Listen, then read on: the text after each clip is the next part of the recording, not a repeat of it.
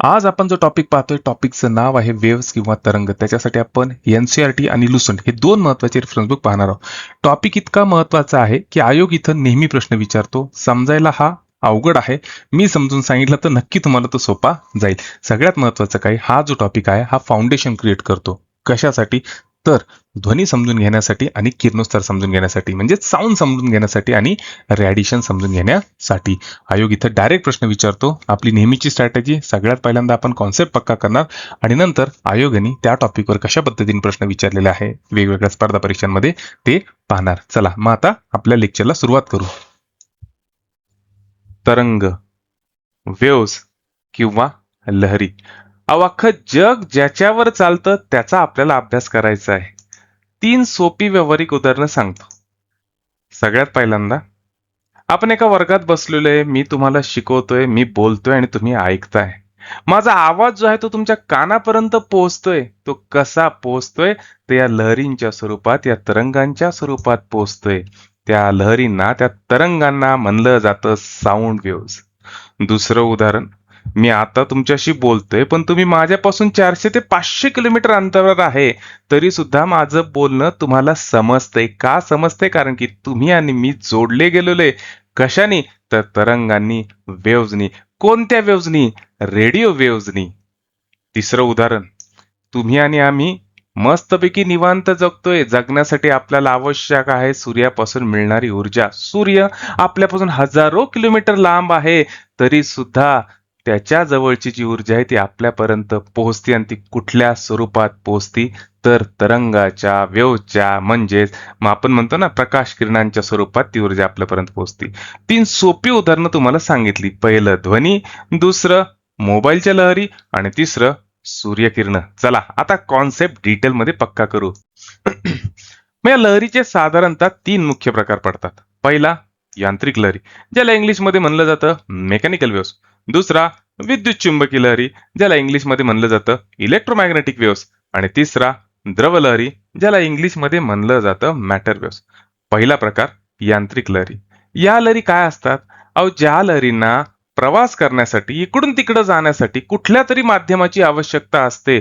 भलं ते घन माध्यम असो, द्रव असो किंवा वायू असो. माध्यम नसल तर इकडून तिकडं प्रवास करूच शकत नाही. अशा तरंगांना म्हणलं जातं यांत्रिक लहरी, म्हणजेच मेकॅनिकल वेव्स. उदाहरण द्यायचं झालं तर साऊंड वेव्स.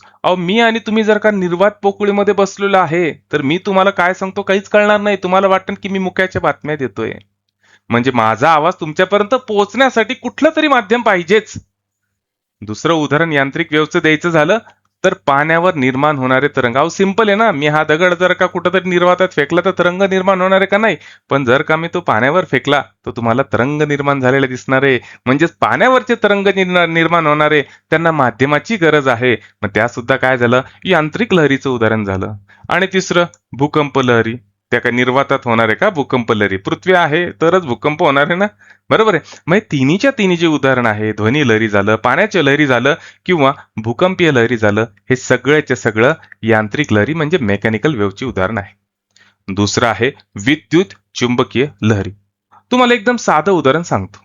चला याचा कॉन्सेप्ट सांगतो पहिल्यांदा. ज्या लहरींना प्रवास करण्यासाठी कुठल्याच माध्यमाची गरज पडत नाही, त्याला म्हणलं जातं विद्युत चुंबकीय तरंग.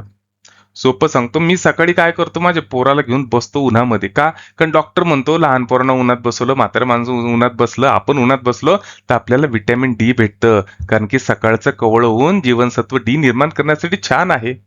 पण ते जे कवळं ऊन भेटते ते मला सूर्यापासून भेटतं. सूर्य माझ्यापासून लाखो करोडो किलोमीटर लांब आहे, तरी सुद्धा त्याच्यापासून निर्माण होणारा प्रकाश तो माझ्यापर्यंत पोहोचतो. त्याच्यापासून निर्माण होणारी ऊर्जा ती माझ्यापर्यंत पोहोचती. भलं पृथ्वीमध्ये आणि सूर्यामध्ये कुठल्याही प्रकारचं माध्यम नाही, निर्वात पोकळी आहेत, तरी सुद्धा त्या लहरी सूर्यापासून माझ्यापर्यंत येतात.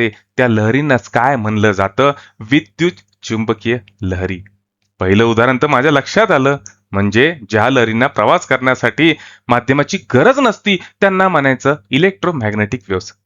दुसरं उदाहरण काय आहे? रेडिओ लहरी. मी तुमच्याशी फोनवर बोलते, काय कसं मजेत ना एकदम. 1500 किलोमीटर असलं तरी माझा आवाज तुमच्यापर्यंत पोहोचतोय. माध्यमाची गरज आहे का? बिलकुल नाही. त्या सुद्धा रेडिओ वेव्स काय झाल्या? तर रेडिओ वेव्स सुद्धा विद्युत चुंबकीय लहरी म्हणजेच इलेक्ट्रोमॅग्नेटिक वेव्हचा प्रकार झाला.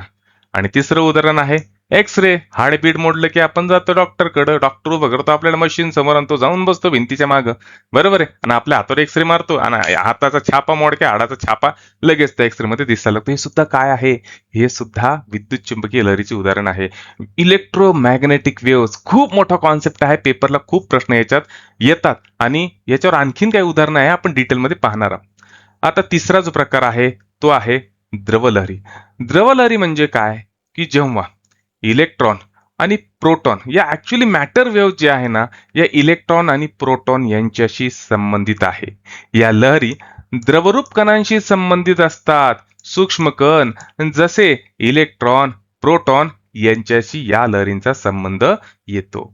याची 3 उदाहरणं जर सांगायची झाली तर इलेक्ट्रॉन लहरी, प्रोटॉन लहरी आणि डी ब्रुगलीज वेव्स किंवा डी ब्रुगली लहरी. राज्यसेवेला याच्यावर प्रश्न येतात. हे फक्त मी टाईप सांगितलं. आता डिटेलमध्ये आपल्याला पाहायचं. हा अजून सांगतो मी 3 ते 4 मिनिटात कॉन्सेप्ट पक्का करणार आणि लगेच आयोगाकडून विचारलेले प्रश्न लगेच घेणार किंवा महत्वाचे एमसीक्यू लगेच घेणार. त्याच्यामुळे ते सोडवता आलेच पाहिजे. चला मग आता प्रत्येक वेव्हजला आपण डिटेलमध्ये पाहू. पहिली आहे यांत्रिक लहरी म्हणजेच मेकॅनिकल वेव्स. ज्या लहरींना प्रवास करण्यासाठी माध्यमाची आवश्यकता असते, भलं ते घन असो, द्रव असो, वायू असो, त्यांना म्हणलं जातं मेकॅनिकल वेव्स. उदाहरणं ऑलरेडी मी तुम्हाला सांगितली. ध्वनी लहरी, पाण्यावर निर्माण होणाऱ्या तरंग आणि भूकंप लहरी. आता आपल्याला याची महत्वाची वैशिष्ट्य पाहिजे. या यांत्रिक लहरींचा पहिला गुणधर्म सांगू का? एकदम सोपा आहे. या यांत्रिक लहरीमध्ये माध्यमातले जे कण असतात ना, ते त्यांची जागा कधीच सोडत नाही. फक्त जागेवर टनटन टनटन टनटन हालत असतात. पहिला कण हल्ला की तो दुसऱ्याला धक्का देतो, दुसरा कण हल्ला की तो तिसऱ्याला धक्का देतो. म्हणजेच काय? हे कण जागा सोडत नाही, जागच्या जागेवर कंपन निर्माण करतात.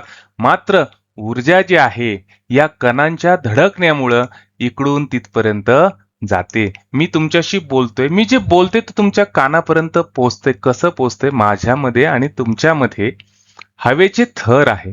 माझ्या तोंडापाशी जो हवेचा थर आहे, मी बोललो की त्या हवेच्या थरामध्ये सगळ्यात पहिल्यांदा कंपन निर्माण झाले.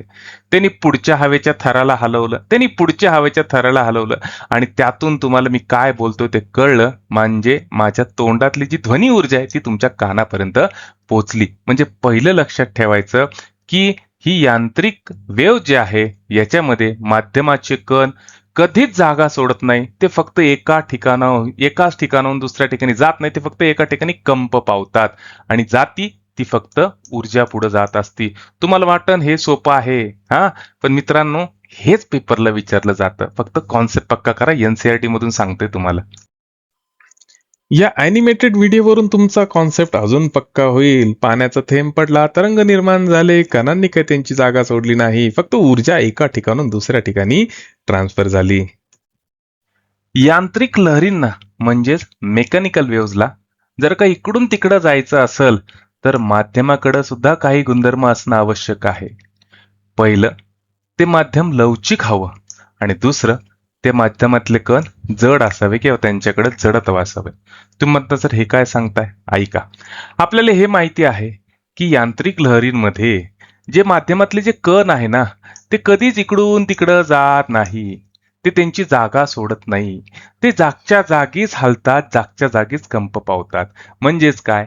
कण हलतो, पुढे जातो, मागे येतो, पुढे जातो, मागे येतो, पुढे जातो, मागे येतो.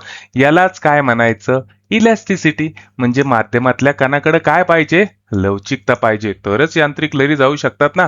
आणि दुसरं, त्या माध्यमातल्या कणाकडं जडत्व सुद्धा पाहिजे. माध्यमातले कण जागा सोडत नाही, फक्त जागच्या जागेवर हलतात. जाती ती फक्त ऊर्जा जाती.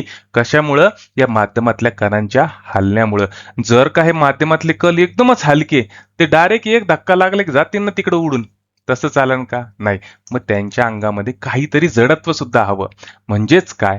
यांत्रिक लहरींना जर का इकडून तिकडं जायचं असेल तर जे माध्यम आहे त्या माध्यमांकडे लवचिकता आणि जडत्व हा गुणधर्म असायलाच हवा. UPSC ला सुद्धा विचारलेला आहे हा पॉइंट. MPSC तर लांबची गोष्ट राहिली. चला मग जे शिकलोय ना त्यांना आपण समराईज करू. काय? यांत्रिक तरंग, मेकॅनिकल वेव्हज काय?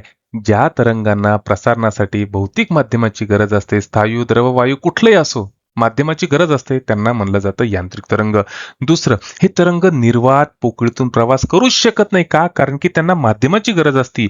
तिसरं, ज्या माध्यमातून हे तरंग जाणार आहे, जे मेकॅनिकल वेव्ह जाणार आहे, त्या माध्यमाकडे स्थितिस्थापकत्व म्हणजे इलॅस्टिसिटी हवी, जडत्व म्हणजे इनर्शिया हवं. हे आपण आत्ताच पाहिलं. सगळ्यात महत्वाचं, हे न्यूटनचे गतिविषयक नियम सुद्धा पाळतात या मेकॅनिकल वेव्स. याची उदाहरणं जर द्यायची झालं तर सगळ्यात पहिल्यांदा हे ध्वनी तरंग, दुसरं उदाहरण पाण्यामध्ये निर्माण होणारे तरंग, तिसरं उदाहरण या भूकंप लहरी, आणि चौथं उदाहरण ताणलेल्या दोरीमधले निर्माण होणारे तरंग. आता खऱ्या अर्थाने कॉन्सेप्ट पक्का झाला. 5 मिनिटांमध्ये यांत्रिक लहरीचा आपला कॉन्सेप्ट पक्का झालाय. आयोगाने लगेच या ठिकाणी प्रश्न विचारलेला आहे. आता एक्झाम झाली ना 14 जून 2026 कंबाईन ग्रुप बी ची, त्याच्यामध्ये प्रश्न आलेला आहे. प्रश्न काय आहे? ध्वनी ऊर्जा म्हणजे 4 पर्याय दिलेले, तुम्हीच सांगायचं. मी सांगू का तुम्हाला? नाही, मला माहिती तुमचा कॉन्सेप्ट पक्का झालेला आहे. ध्वनी ऊर्जा म्हणजे काय? तर यांत्रिक ऊर्जेचा कंपन पावणारा स्रोत. पहिलं ऑप्शन बरोबर आहे. चला दुसरं ऑप्शन पाहू. ध्वनी ऊर्जा म्हणजे विद्युत ऊर्जेचा कंपन पावणारा स्रोत आहे का? नाही. ध्वनी म्हणजे मेकॅनिकल वेव्हचं उदाहरण, कंपन पावणारा स्रोत. तिसरं, चुंबकीय ऊर्जेचा कंपन पावणारा स्रोत आहे का? बिलकुल नाही. विद्युत चुंबकीय कंपन पावणार ती वेगळीच कॉन्सेप्ट झाली. इलेक्ट्रोमॅग्नेटिक वेव्ह झालं, त्याच्यात पण कंपन नाही पावलं जात.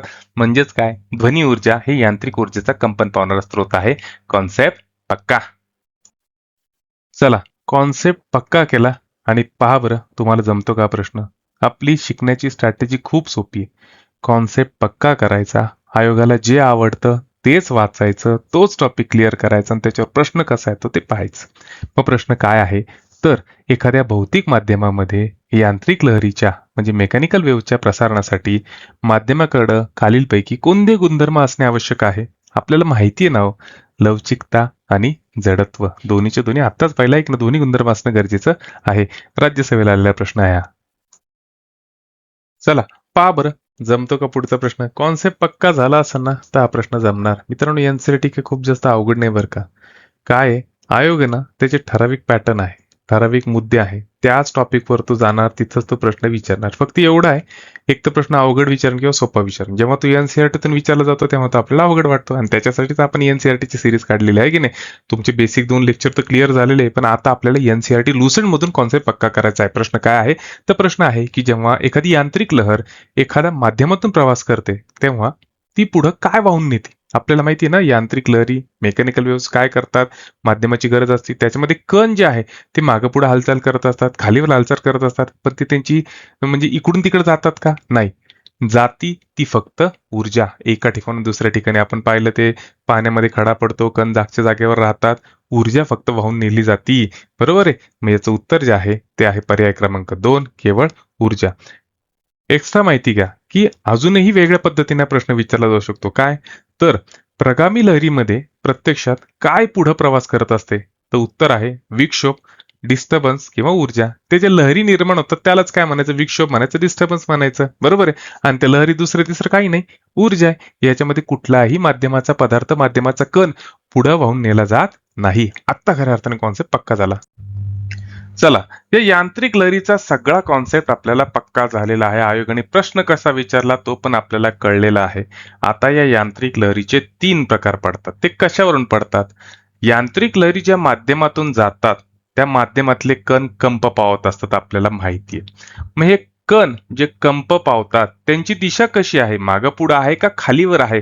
याच्यावरून या मेकॅनिकल वेव्हचे 3 प्रकार पडत असतात. पहिला जो प्रकार आहे तो आहे अनुतरंग म्हणजे लॉन्जिट्युडनल वेव्स.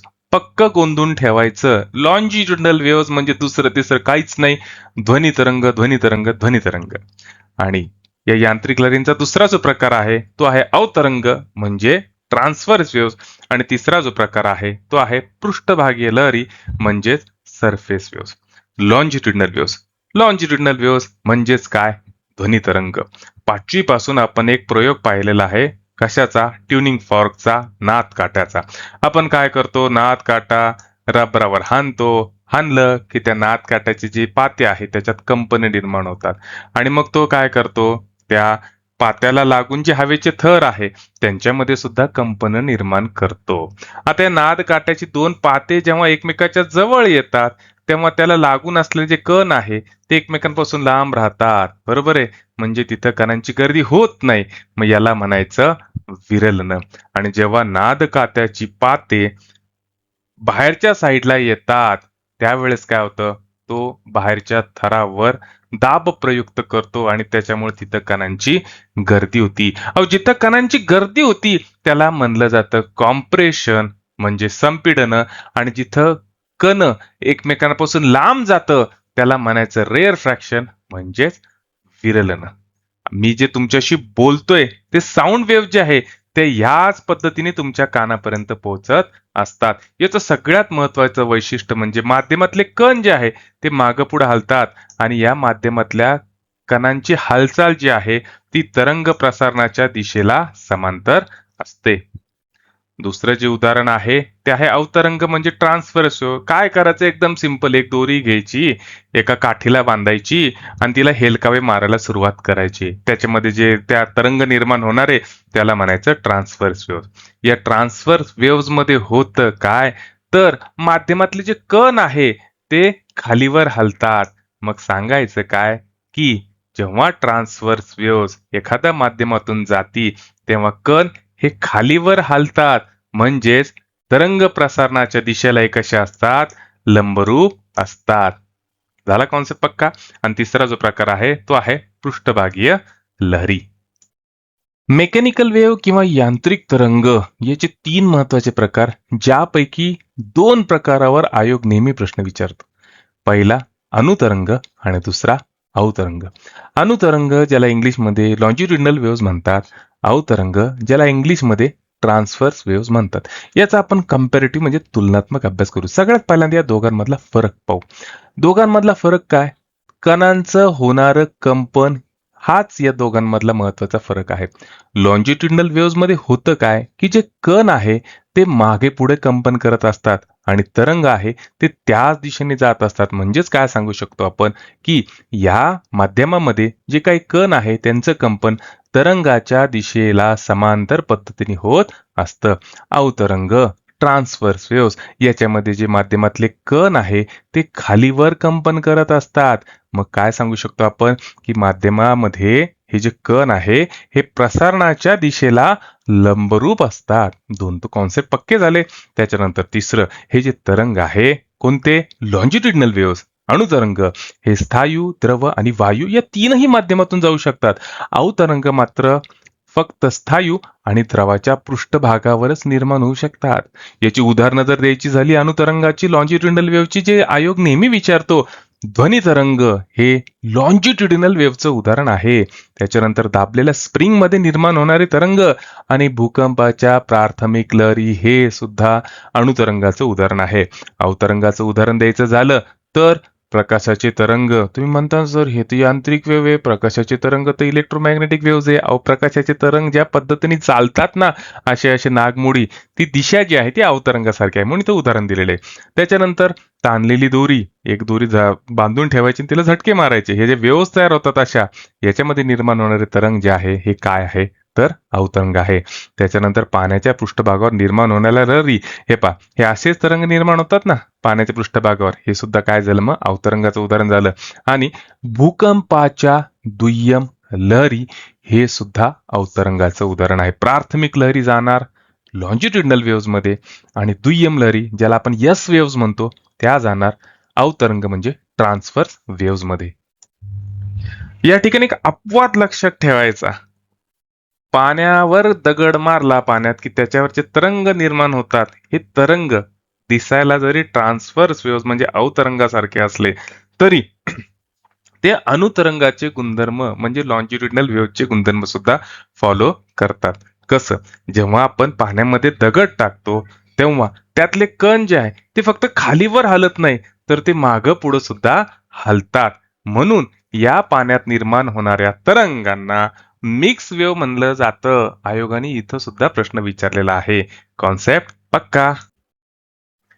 पहा बरं, आत्ता इतक्यात वाचलं आणि त्याच्यावरच आयोगाने प्रश्न विचारलेला आहे. प्रश्न काय आहे तर खालीलपैकी कोणता तरंग हा अवतरंग नाही आणि अनुतरंगही नाही. याचं उत्तर आहे पर्याय क्रमांक 4, पाण्याच्या पृष्ठभागावरील तरंग हे मिक्स तरंग आहे ना, दोन्हीची रूपं दाखवतं म्हणून या मिक्स वेव्ज आहे. आत्ताच आपण ऑलरेडी पाहिलेलं आहे. एनसीईआरटी मधली 2 लाईन खूप महत्वाच्या आणि त्या तुम्हाला लक्षातच ठेवावं लागणार आहे. पेपरला विचारलं जाऊ शकतं. अणुतरंग. अणुतरंगामध्ये काय की कण जे असतात ते मागं पुढं कंप पावत असतात. ज्या ठिकाणी कण गर्दी करतात त्याला म्हणलं जातं कॉम्प्रेशन म्हणजे संपीडन, आणि ज्या ठिकाणी कण एकमेकांपासून लांब जातात त्याला म्हणलं जातं रेअरफ्रॅक्शन किंवा विरलन. आता मजेशीर गोष्ट अशी आहे की माध्यम जो आहे त्या माध्यमाचा दाब सगळ्यात जास्त कुठं असतो तर या कॉम्प्रेशन मध्ये असतो, आणि सगळ्यात कमी दाब कुठं असतो तर या विरलनामध्ये म्हणजे रेअरफ्रॅक्शन मध्ये असतो.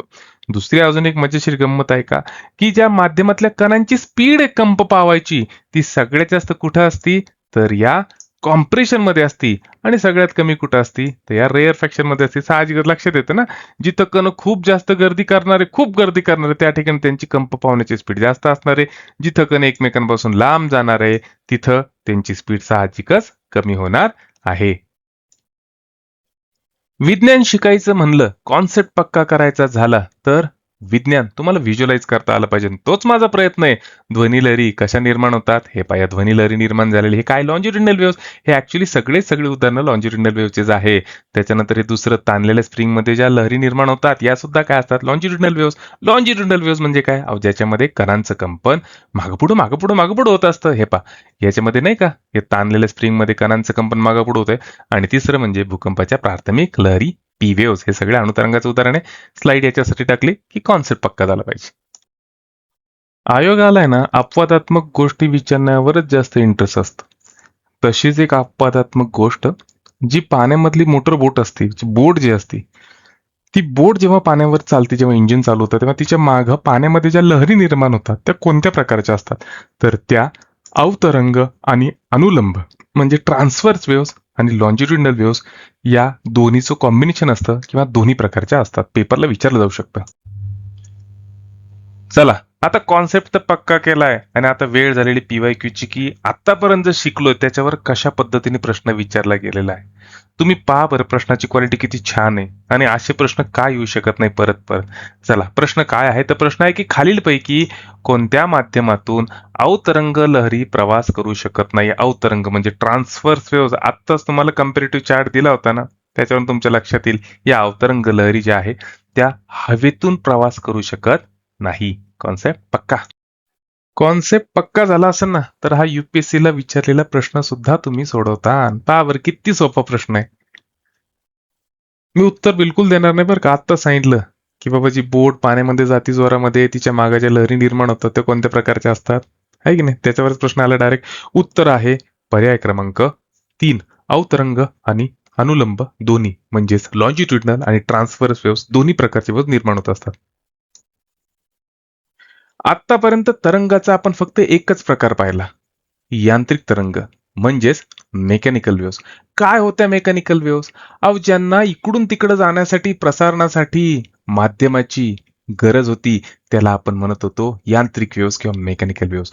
दुसरा जो प्रकार आहे तो आहे विद्युत चुंबकीय तरंग म्हणजेच इलेक्ट्रोमॅग्नेटिक वेव्स. काय असतात इलेक्ट्रोमॅग्नेटिक वेव्स ज्या तरंगांना प्रसारणासाठी कोणत्याही भौतिक माध्यमाची गरज नसते त्यांना विद्युत चुंबकीय तरंग म्हणलं जातं. याचं बेस्ट एक्झाम्पल सांगू का की सूर्यापासून जे काही प्रकाश किरण पृथ्वीपर्यंत पोहोचतात हे दुसरं तिसरं काही नाही विद्युत चुंबकीय तरंगच आहे.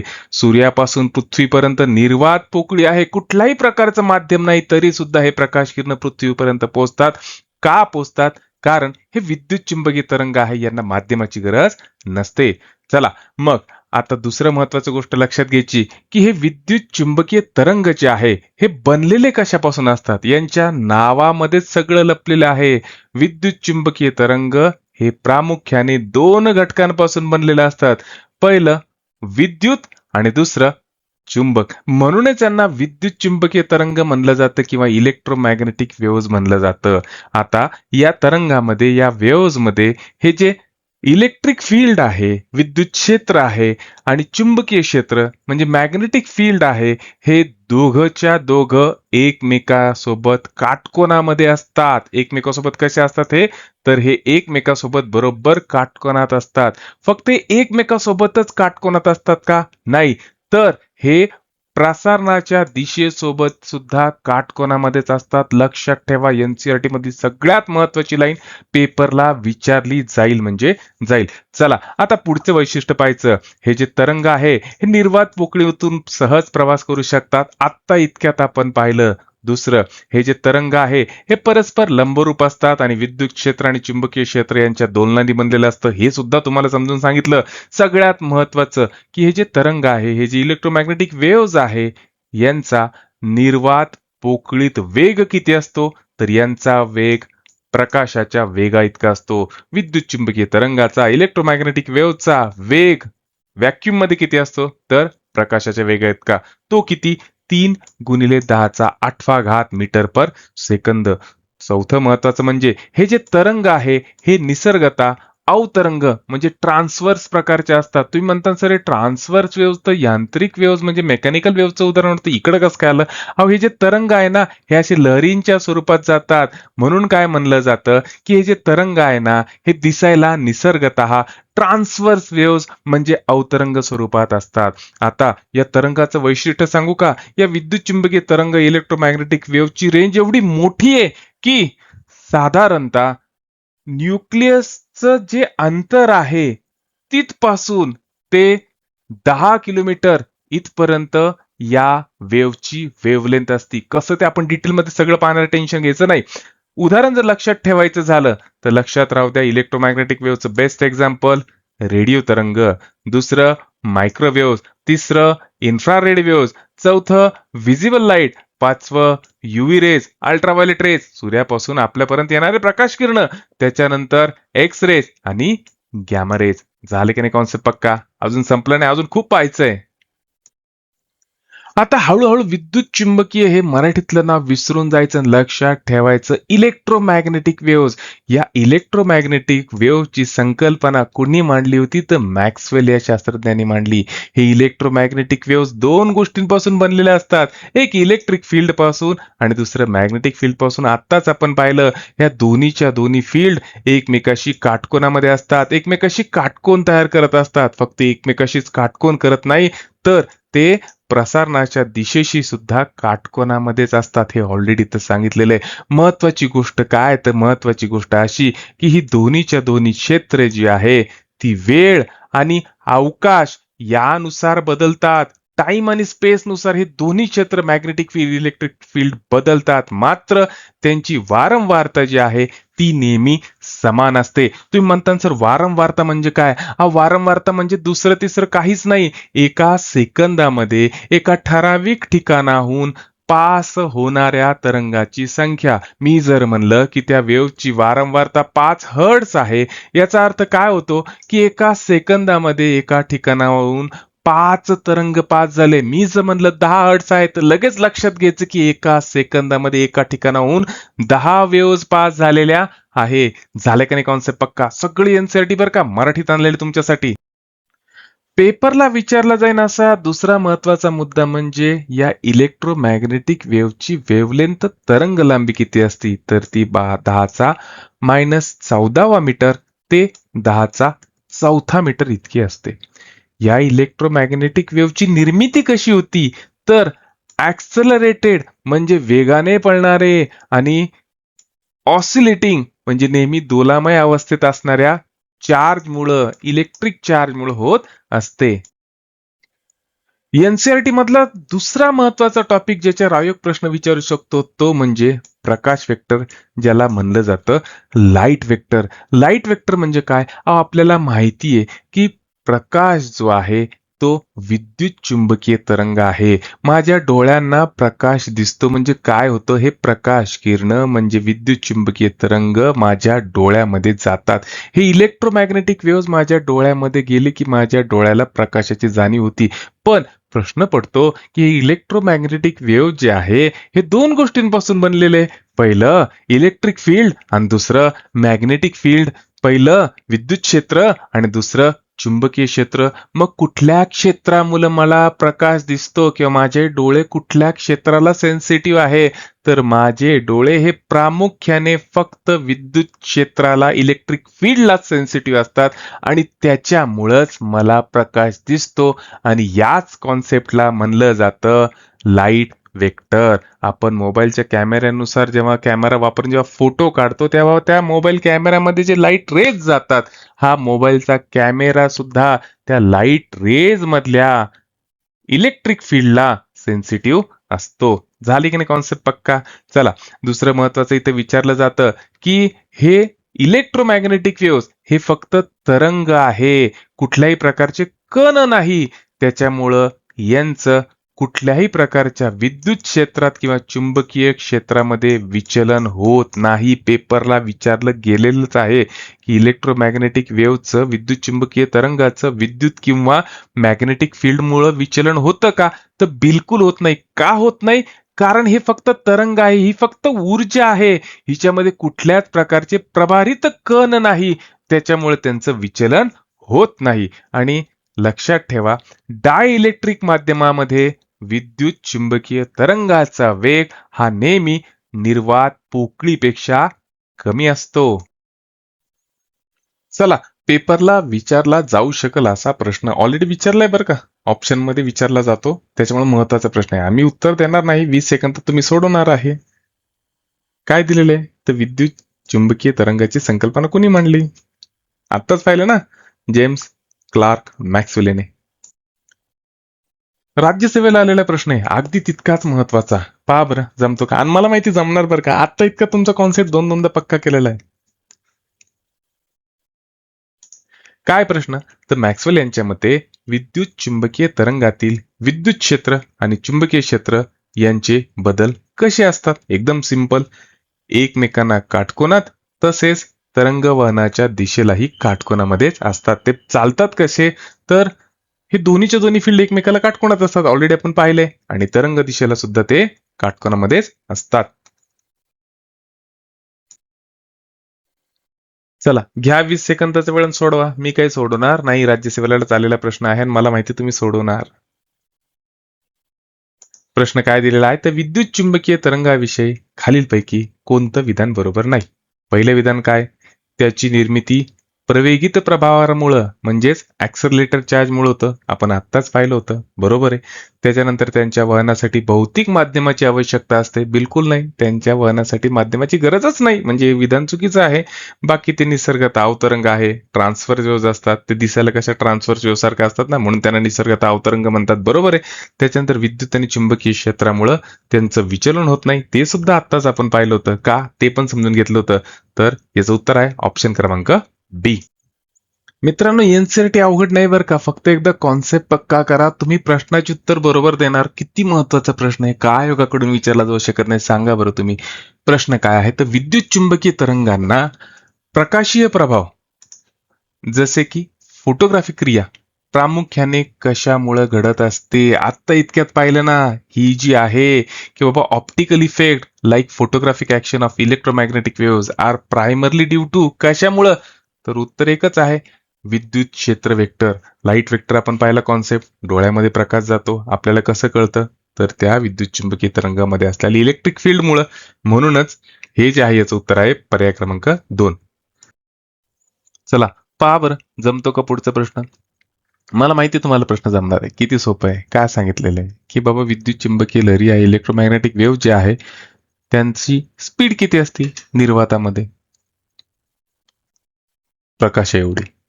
प्रकाशाचा वेग किती? 3 × 10⁸ मीटर पर सेकंद. आतापर्यंत आपण हे पाहिलं की तरंगाचं वर्गीकरण प्रामुख्याने गुणधर्माच्या आधारावर होतं. पहिलं काय की तरंगाला प्रसारणासाठी माध्यमाची गरज आहे की नाही, म्हणजे तरंगांना जर काही इकडून तिकडे जायचं असेल तर माध्यम लागतं की नाही. पहिल्यांदा हा गुणधर्म पाहिला आणि त्याच्या आधारे आपण तरंगाचं वर्गीकरण केलं. दुसरं, त्या तरंगामध्ये जे कण आहे ते खालीवर कंपन करतात का मागं पुढे कंपन करतात, या आधारे आपण तरंगाचं परत वर्गीकरण केलं. आणि आता तिसरा गुणधर्म कोणता? तर ते तरंग जे आहे त्यांच्या ऊर्जेच्या वाहनाच्या प्रकारानुसार. मग या ऊर्जेच्या वहनाच्या प्रकारानुसार प्रामुख्याने दोन प्रकार पडतात. पहिला प्रोग्रेसिव्ह किंवा ट्रॅव्हलिंग वेव्स आणि दुसरा स्टेशनरी किंवा स्टँडिंग वेव्स. पेपरला विचारलं जाऊ शकतं. आयोग एनसीईआरटी कडे झुकत चाललेला एनसीईआरटी मधलाच कॉन्सेप्ट आहे. मग पहिला जो प्रकार आहे तो आहे प्रोग्रेसिव्ह वेव्ह किंवा ट्रॅव्हलिंग वेव्स. याच्यात होतं काय, तर तरंग कंटिन्युअसली एका ठिकाणाहून दुसऱ्या ठिकाणी जात राहतात आणि कंटिन्युअसली सातत्याने ऊर्जेचं एका बिंदूपासून दुसऱ्या बिंदूपर्यंत वहन करत राहतात. म्हणून याला काय म्हणलं जातं, प्रोग्रेसिव्ह किंवा ट्रॅव्हलिंग वेव्स. दुसरा जो प्रकार आहे त्याला आपण म्हणतो स्थितिक तरंग म्हणजे स्टेशनरी किंवा स्टँडिंग वेव्स. आता या स्टँडिंग वेव्स मध्ये होतं काय, तर दोन तरंग विरुद्ध दिशेने एकत्र येतात. हे दोन्हीचे दोन्ही तरंग जे असतात यांचे अँप्लिट्यूड म्हणजे उंचवट्यामधले किंवा दरीमधले जे अंतर असतं ते सारखं असतं आणि यांची वारंवारता म्हणजे फ्रिक्वेन्सी ही सुद्धा सारखी असते. याच्यात होतं काय, तर ऊर्जा एका ठिकाणून दुसऱ्या ठिकाणी वाहून नेली जात नाही, ती जागच्या जागीच खिळून राहते.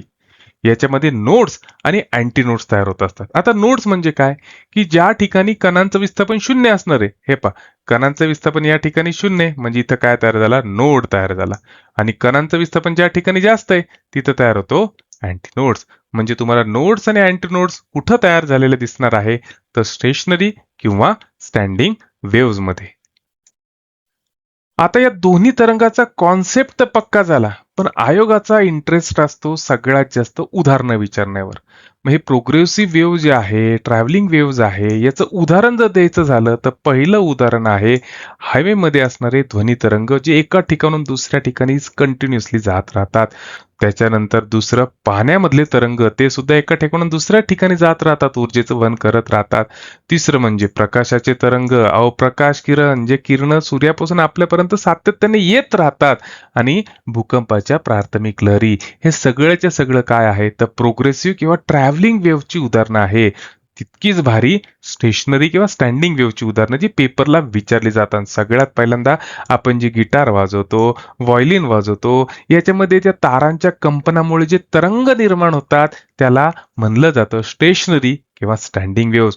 दुसरं ऑर्गन पाईप. ऑर्गन पाईप म्हणजे बासरीचाच एक प्रकार. बासरी आणि ऑर्गन पाईप याच्यामध्ये जे हवेचे स्तंभ निर्माण होतात, जे तरंग निर्माण होतात, ते सुद्धा स्टेशनरी किंवा स्टँडिंग वेव्हचीच उदाहरणं आहे. पहा बरं, जमतो का प्रश्न? मित्रांनो, तुम्ही आहे ना एक खरंच प्रश्न वाचा आणि मला सांगा की आयोग अशा प्रकारचे प्रश्न का नाही विचारू शकत. ऑलरेडी त्यांनी विचारलेले आहे आणि परत का नाही विचारू शकत.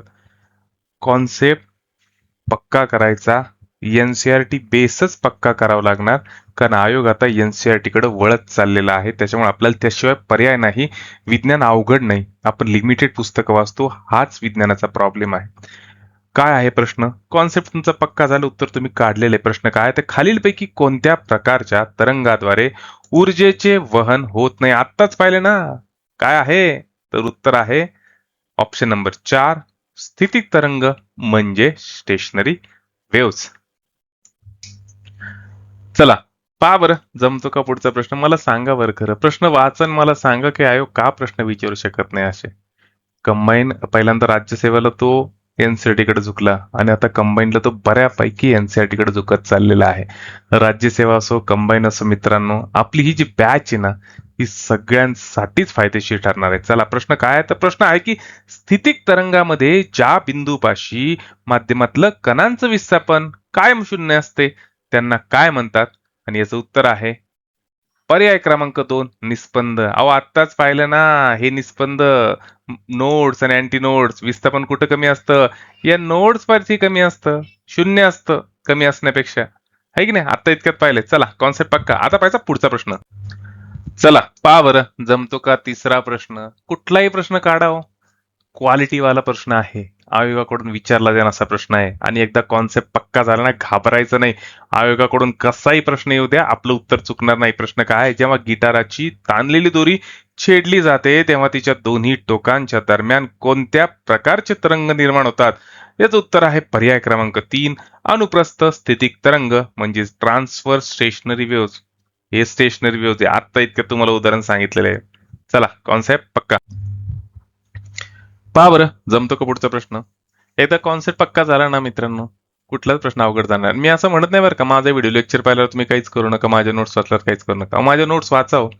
फायदा फक्त एवढा होणार आहे की जेव्हा तुम्ही कुठलंही स्टँडर्ड रेफरन्स बुक वाचायला बसता किंवा मार्केटमधलं कुठलंही पुस्तक आणताना, तर पहिल्यांदा तुम्हाला विज्ञान समजून घ्यायला 8-15 दिवस लागू शकतात. पण जर का आपलं व्हिडिओ लेक्चर पाहिलं तर तुमचं तो जो टॉपिक आहे तो तुम्ही 2 दिवसामध्ये सुद्धा म्हणजे ते विज्ञानाचा पूर्ण सब्जेक्ट 2 दिवसात ते पुस्तक घासून पुसून साफ करू शकता.